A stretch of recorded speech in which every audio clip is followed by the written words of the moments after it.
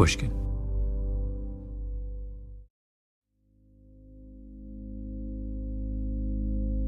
Something there is that doesn't love a wall, that sends the frozen groundswell under it. Robert Frost, one of the greatest American poets, reading Mending Wall.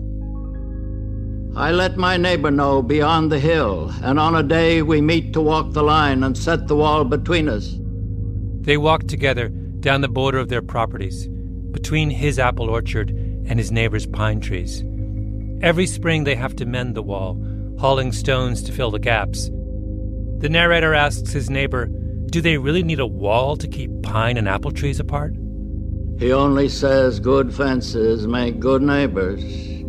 Spring is the mischief in me, and I wonder if I could put a notion in his head. Why do they make good neighbors? Isn't it where there are cows? But here there are no cows.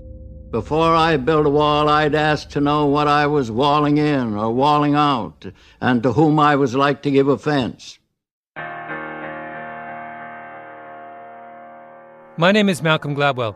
You're listening to Revisionist History, my podcast about things overlooked and misunderstood.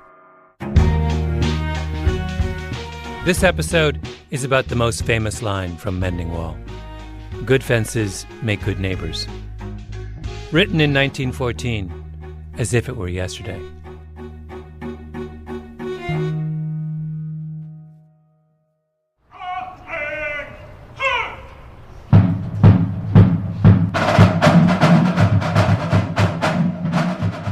The historic home of the U.S. Marine Corps is the barracks in Washington, D.C., 8th and I Streets near Capitol Hill. From May until the end of August, every Friday night, the public is invited for evening parade. Good evening, ladies and gentlemen, and welcome to the oldest post of the Corps, Marine Barracks, Washington, D.C., celebrating over 60 years of performing evening parades. It starts at 8:45, precisely, on the immaculate lawn in front of the Commandant's house. The ritual of honoring the flag, the famous silent drill, the drum and bugle corps.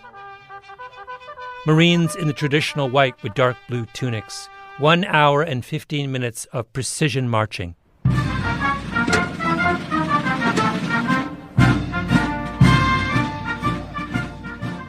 Evening parade was the creation of General Leonard Fielding Chapman, Jr., when he assumed the command of the Marine Barracks in 1957. Chapman believed Marine parades had become anglicized, too many theatrical flourishes, trick drills, frivolities like the Queen Anne salute, the small hats the British favor, the heavy double-soled shoes with cleats. My policy was that we will be regulation, Chapman once said. We will be U.S. Marine Corps regulation. We will do everything in accordance with the Marine Corps regulations, and we'll do it perfectly.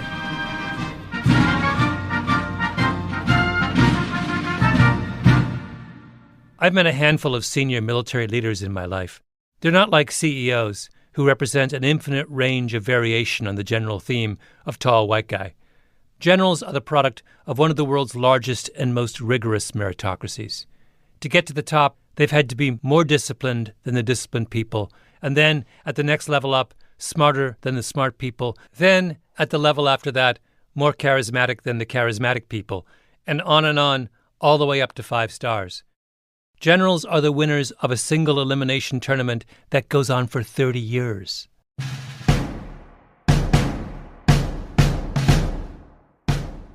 Chapman was appointed Commandant of the Marine Corps in 1967, served with distinction for 4 years during one of the most difficult periods in Marine Corps history. He was a Southerner who loved Lincoln, a voracious reader, an intellectual, the man who did as much as anyone to bring the Civil Rights Revolution to the Marine Corps. Chapman was once interviewed by a Marine Corps historian, and by the end of the recording, which runs for hours, you want to follow him into battle. Toward the end of the war, when we were pulling out of Vietnam, I came to the decision that we were going to clean house, shape up or ship out. Chapman shrank the Marines from 300,000 to 200,000 men, let go every Marine that he felt did not measure up, made sure everyone who remained knew what the score was. And I'd make my speech about tightening up the Marine Corps and going back to our standards. And I got applauded every time. And it was in such sharp contrast to what was happening in the other services. See, the other services loosened their standards. Long hair, beer in the barracks. Navy especially. Navy especially, yeah. We went exactly opposite directions. The Navy loosened their standards, so did the Army. Tell me, what did he look like? Well, he was very handsome. He was, the pictures of him when he was young, a pretty incredibly, dashing sort of man. This is the general's granddaughter, Danielle Chapman. And he was still very handsome when he was in his 60s and 70s and tall. He still had that military posture to him, also just an incredible stamina.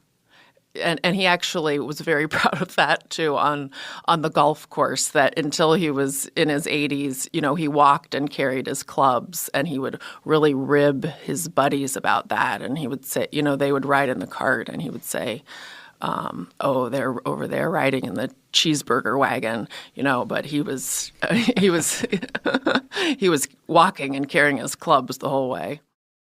General Chapman retired from the Marine Corps in 1971, but he didn't take a lucrative job in the defense industry like so many ex-military brass do. Instead, he goes to his boss, the Secretary of Defense, and asks for help in finding another job in government. He gets his wish. In 1973, he's named commissioner of what was then called the Immigration and Naturalization Service, the agency responsible for securing the borders of the United States. Now, why does he do that? Being head of the Marine Corps is a job of enormous prestige. The INS in 1973 was a backwater.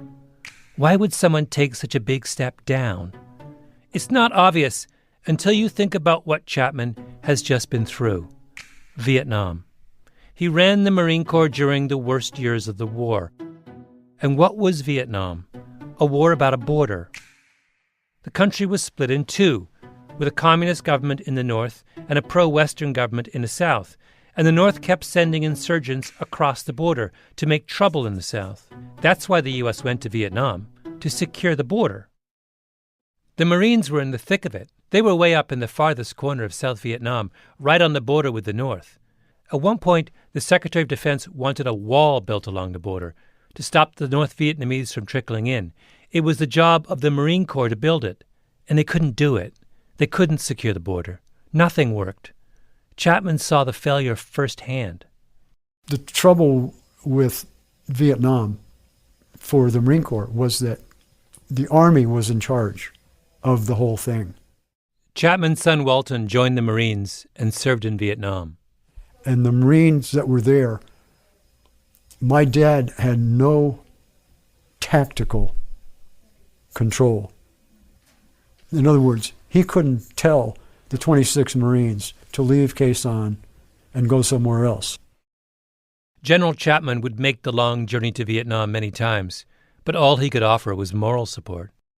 There's a moment in his oral history when Chapman describes the orders that came down from the Pentagon when the U.S. military shipped out of Vietnam. Each branch of the military was supposed to pack up and send home anything worth more than $50. Chapman said no. The Marines would bring home everything worth $5 or more. Furthermore, I issued an order that we leave our spaces in Vietnam ready for inspection. Everything cleaned up, all the trash buried, all the temporary buildings knocked down and disposed of, and we did that too. We left every one of our areas in impeccable condition, ready for inspection. That's what the Marine Corps was reduced to in Vietnam, being the best at tidying up behind them. How could someone like Chapman be satisfied with that? If he couldn't defend the borders of South Vietnam, then maybe running the INS would be his second chance.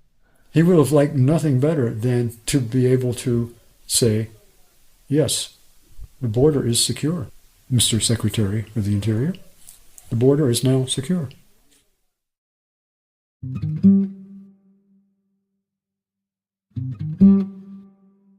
In the 1970s, a young sociologist named Douglas Massey became interested in the subject of Mexican migration. It was then, as now, a matter of political significance. But Massey was struck by how little was actually known about the problem. Nobody really understood exactly where migrants were coming from, or exactly where they were going, or, for that matter, what they were doing once they got to the U.S. and what happened to the families they left behind. Sociologists are the great note-takers of the social sciences. They're used to projects that stretch out for years, that even consume entire careers. So Massey decided to be a good sociologist and study migration properly. He found a partner, a Mexican anthropologist named Jorge Durand, and the two of them began systematically interviewing families of migrants around Mexico. We pick communities. We pick 4 to 6 communities every year. We do a complete household roster and collect basic sociodemographic information on everybody in the household, plus detailed information on everybody's first and last trip to the United States and the total number of trips they've taken. The survey is called the Mexican Migration Project. After 30 years, it's massive. Millions of life years of information, case histories, extraordinary detail. It's the gold standard. This has got to be one of the world's biggest migration databases. It's certainly the biggest and most reliable on Mexico-U.S. migration. When the government wants to know what goes on, they don't go to the Border Patrol because their data are lousy. They come to the Mexican Migration Project. In all of your work with this project, was there anything you ran across that really surprised you? I guess what surprised me in the late 70s when I first saw this was just how routine it had become and how institutionalized the circulation was and how it was woven into the fabric of Mexican life at the time. How institutionalized the circulation was. The principal finding of the Mexican Migration Project is that Mexican migration to the United States has a distinctive pattern. It's overwhelmingly circular. Mm-hmm.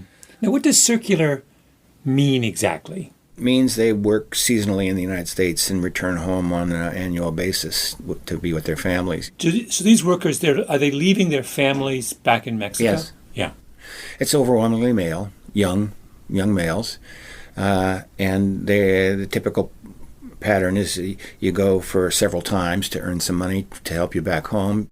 What made the back-and-forth circulation possible was the fact that for most of the 20th century, the border between Mexico and the United States was porous, more of a line on a map than an actual border.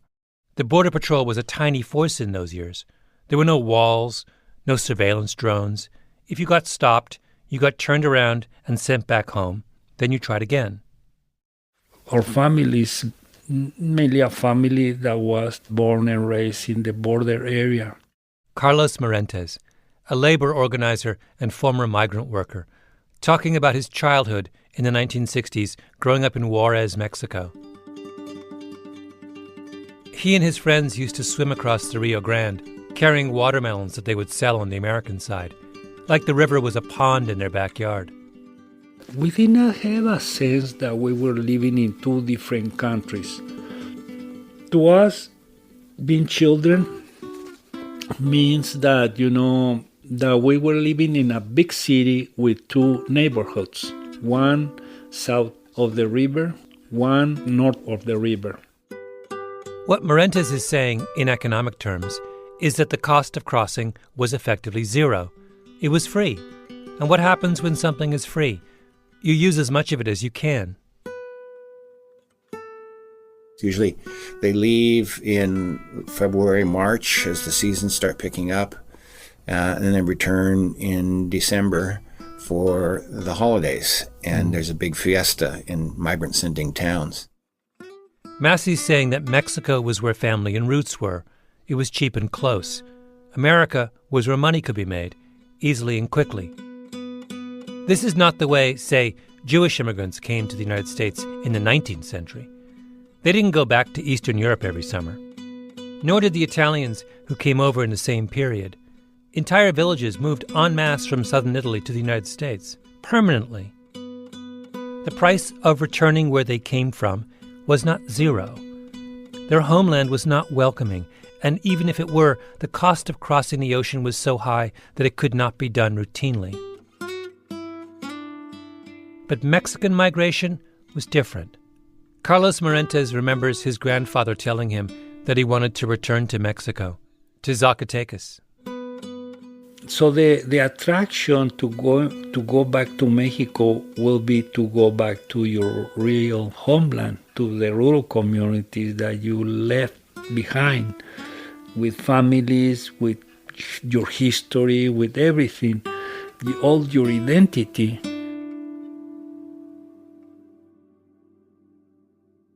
This is not the story the United States tells itself. The inscription on the Statue of Liberty does not read, "Give me your tired, your poor, your huddled masses yearning to breathe free for 6 months until you make enough money to go home again." When we think of immigration, we think of the Jewish and the Italian model, permanence. Second thing, circular immigration is very hard to measure. Border controls are designed to count the number of people coming in, not the number of people leaving, because we assume the number coming in is what matters, which it is in most cases, but not in the case of Mexico. Because if a huge group of people eventually go back home again, the only number that matters is net migration. Those who come in minus those who go home. And thirdly, most importantly, circular migration is the result of a zero-cost border crossing. It is what happens when you can swim across the Rio Grande or walk from Juarez in Mexico to El Paso in Texas. So what happens to circular migration when the cost of migrating is no longer zero? One of the things that General Leonard Chapman heard when he took over the INS was that his predecessor had never left Washington, D.C. For someone coming from the Marine Corps, that was unthinkable. Leaders review their troops. So Chapman set out to visit every INS field office, close to 400 of them, all over the world, some with no more than 2 or 3 people. And it took me 3 years to do it, but I did. I got to every single one of them at least once. So I spent a tremendous amount of time traveling, talking to my troops, for whom I built up a very high regard. Chapman modernized the agency. When it came to information management, he thought the INS was 30 years behind the Marine Corps. Chapman set up a public affairs office, the first in the agency's history. He became a familiar face on Capitol Hill. And the more he learned, the more alarmed he became. There was, as he put it, a general laxity in the enforcement of immigration laws. For goodness sake, kids were swimming across the Rio Grande, selling their watermelons and then going back home again. People were treating the border like it was just a line on a map. I mean, it's easy to envisage 25 million, 50 million, 75 million, 100 million illegal aliens. Yeah. Why not? There's no machinery to stop them. In 1973, when Chapman took over the INS, the cost of crossing the Mexican border was effectively zero. By the time he left in 1977, it was not. And so it begins. In 1986 comes the Immigration Reform and Control Act, which militarizes the border. Then Operation Blockade, which stiffens up the border crossing in El Paso. Operation Gatekeeper, which stiffens up the border crossing in San Diego. The budget of the Border Patrol between the mid-1980s and 2010 increases tenfold. And then today, where the Attorney General of the United States sometimes sounds like Commandant Jefferson Sessions. I have put in place a zero-tolerance policy for illegal entry on our southwest border. If you cross the border unlawfully, then we will prosecute you. It's that simple. The cost of crossing the border has been escalating for a generation. And it began with Leonard Chapman. We ran a Gallup poll right after I first got there that showed that only something like 15% of the American people had ever heard of the problem. when I left, 3 years later, we had another Gallup poll, and over 85% had heard of it. In his years in office, Chapman made 250 speeches across the United States. This is at the same time that he's personally visiting every INS field office and overseeing the complete overhaul of the agency and making his argument over and again on Capitol Hill and giving hundreds of press interviews. The United States went from an INS headed by someone who never left his desk to an agency headed by someone who couldn't stay at his desk. He was relentless. Waking America up for that, for telling America about a problem they didn't know they had.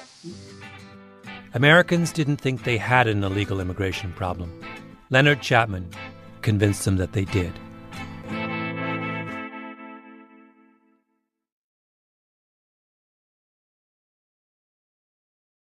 When I was 14, growing up in Canada, I went to a week-long track and field training camp at the International Peace Garden. It's a park straddling the border between North Dakota and the Canadian province of Manitoba. I'd go for long runs each morning with two friends. One day, we noticed a diner on the American side, so we hopped the fence and got a burger. I say fence because the border in that stretch of prairie was just a fence, the type that someone in the suburbs might have around their backyard. On our way back to Canada, we were spotted by a Border Patrol officer. He arrested us, put us in the back of his car, and took us to the nearest INS office. We had to put our names in a book underneath a big photo of President Jimmy Carter. I decided to be clever and wrote my name as William F. Buckley. Then we got dropped off back at the border fence with a stern lecture. When I got home and told my parents, they found the whole thing hilarious. But as you can imagine, it left an impression. That burger at the diner was my first visit to the United States, and I ended up in the back of a patrol car. I first read Robert Frost's Mending Wall not long afterwards in school. The poem is a back and forth between a man and his neighbor over the value of their fence. One side says, good fences make good neighbors. The other side, the narrator, says, maybe not. It all depends on who the fence is keeping in or out. Right from my first read, I sided with the narrator, because all I could think of was the fence I'd just jumped between Manitoba and North Dakota. We were 14-year-olds, and the fact that there wasn't much of a fence between the countries at that point meant that we could do normal 14-year-old things, like get a burger. Would a better fence there have made us better neighbors? Or would we have just gone hungry? Frost's neighbor thinks good fences solve problems, and the funny thing about that poem is how many people agree with him. But do good fences make good neighbors, or do they just disrupt normal patterns of behavior? So what happened when the Mexican border became a good fence? Well, the historical Mexican migration pattern was that young men came to America, worked, went home, came back, went home again.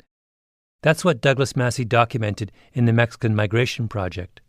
Our data from the Mexican Migration Project indicate that between 1965 and 1985, 85% of all undocumented entries were offset by departures, so the net inflow was small. Between 1965 and 1985, lots and lots of Mexican migrants came to the United States without legal status, but almost all of them eventually went home. But then the Border Patrol was expanded. The crossing opportunities through El Paso and San Diego were shut down, and migrants had to adapt. They shifted from the fortified crossings in El Paso and San Diego to the most brutal parts of southern Arizona. Now you're out in the middle of high desert, open desert. It's bitterly cold at night, boiling hot during the day. There's no water, and deaths mount. And when you're out in the middle of nowhere, it's more costly to stage a crossing. The financial incentive to come to the United States remains, but returning home is now suddenly so risky that you don't do it every 6 months, or every Christmas, or maybe even ever. You stay. And as the male workers stay longer and longer, family reunification occurs. They send for their wives and younger children, and those younger children are today's dreamers. In 1980, What was the likelihood of a Mexican migrant returning home after his first trip to the United States? According to the Mexican Migration Project's data, it was about 50%. By 2010, it's 0. We built a wall to keep Mexican migrants out. In fact, the wall has kept them in. People who would otherwise have gone home stayed so long they put down roots. In March of 2016, Douglas Massey, along with Jorge Durand and Karen Pren, published a brilliant paper in the American Journal of Sociology, Why Border Enforcement Backfired, in which they ask a hypothetical question. What would have happened if the United States had done nothing over the past 30 years, frozen the budget and staff of the Border Patrol at 1986 levels, allowed for some circular migration? The researchers estimate the undocumented Mexican population of the U.S. would be about a third lower than it is now. This is according to the people who know more than anyone else about Mexican migration, who have access to one of the biggest immigration databases in the world. And what is their conclusion? That the attempt to solve the problem of illegal Mexican migrants is what has caused the problem of illegal Mexican migrants. You can just hear the frustration in Douglas Massey's voice. For me, I've been watching this train wreck in real time for the past 2 decades, really. And I kept trying to tell people that, when it comes to border enforcement, less is more. And if you militarize the border, you're going to produce a larger undocumented population. I said this before the House Judiciary Committee, the Senate Judiciary Committee, Subcommittee on Immigration. And what happens after Massey testifies? The same thing happens every time. Nothing. And then the ranking minority member, who's Representative King from Texas, gets up and basically says, take your lying data and go home, because we know what the truth is. We're being invaded and we've got to stop this. Massey says we need to do the exact opposite of what we're doing now. When we raised the cost of crossing the border, that shut down circulation. If you want to restore circulation, then you should make the border easier to cross. Reduce the size of the Border Patrol, don't increase it. Make it easier for migrants to get legal status, not harder. If you wanted to lower the number of Mexicans living in the United States, give them green cards, and a lot of them would go home. The U.S. is not that nice a place for people, for Mexicans these days. But they have families here. They got U.S.-born kids. And if they know they can come back, they'll go home. If we had kept things the way they were in the early 1970s, the same badly run Border Patrol, the same ineffectual leadership, the same indifferent public, we wouldn't be tearing our hair out over immigration. If there was ever a place for bad government, it was on the southern U.S. border. But what did we get? We got the one guy who couldn't do bad government, the man haunted by his country's failure to build a wall in Vietnam. I think you came out with a comment about all Marines are green, type of thing. There's a fascinating moment in General Chapman's oral history. His interviewer asks about racial troubles that rocked the Marine Corps in the late 60s. The civil rights movement was at its apex. There was a near race riot at Camp Lejeune, fistfights among soldiers in Vietnam. Black Marines wanted to be treated with the same consideration as white Marines. Chapman's response may be his most memorable pronouncement. All Marines are green. Not black, not white. The color of the uniform is what matters. Backed up by a directive on racial discrimination sent to every officer under his command. He even made a Solomonic ruling on the prohibition against black soldiers wearing their hair in an afro. Hair, he said, was hair. The concern of the Marine Corps was not with its form, only with its length. What it said was that within those limits, a Marine can style his hair any way he wants to. Yeah. That's what it said. So that if a black Marine wanted to have an afro that was no more than 3 inches long and was neat and trim around the side, fine. Why not? Yeah.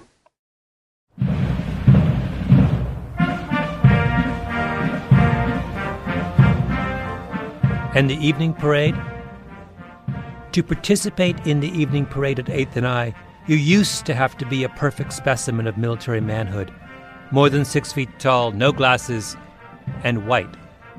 Chapman says, why can't you be a perfect specimen of military manhood and black? He desegregated evening parade. That got him hauled before a congressional committee full of angry Southerners. Chapman describes the experience with typical understatement as a, quote, interesting few hours. But I'm a deep Southerner myself, and so I was able to battle them with good effect, unquote. I'm curious, if he were here today, what would he make of the way we talk about immigration, the way that debate has changed? I'm not sure what he would say. This is Chapman's granddaughter Danielle again. He really disliked complaining. And, he would always say, if anybody was, well, okay, what are you going to do about it? He was incredibly pragmatic. So I think that he would probably view a lot of the current conversation as just a bunch of noise without a solution. So what was his solution then? General Chapman did what came naturally. He enforced the law. He drew the line. He made a complicated issue clear. He didn't like the idea of, mass illegal immigration. But at the same time, his views had none of the tone that the immigration debate has now. He just didn't think of it in racial or ethnic terms. I never heard him talk about it like that or attach the kind of emotions that you hear people attaching to it in the current debate. General Chapman traveled to every corner of the United States and stood up in that deliberate, ramrod-straight Marine Corps way and told the American people plainly and clearly what needed to be done. Can I fault him? I can't. I wish there were more people like Leonard Chapman, especially these days. It's just that in some cases, complicated things are best left unclear. And we're better off letting whatever it is that doesn't love a wall run its course. Something there is that doesn't love a wall, that wants it down. I could say elves to him, but it's not elves exactly, and I'd rather he said it for himself. I see him there, bringing a stone grasped firmly by the top in each hand like an old stone savage armed. He moves in darkness, as it seems to me, not of woods only, in the shade of trees. He will not go behind his father's saying, and he likes having thought of it so well, he says again, good fences make good neighbors.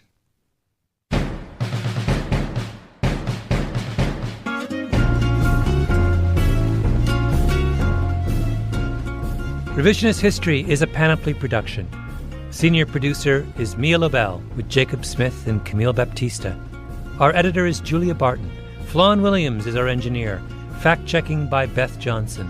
Original music by Luis Guerra. Special thanks to A.C. Valdez for capturing the sounds of the evening parade. And for the audio of Robert Frost, thanks to the National Council of Teachers of English. And thanks, as always, to Andy Bowers and Commandant Jacob Weisberg. I'm Malcolm Gladwell.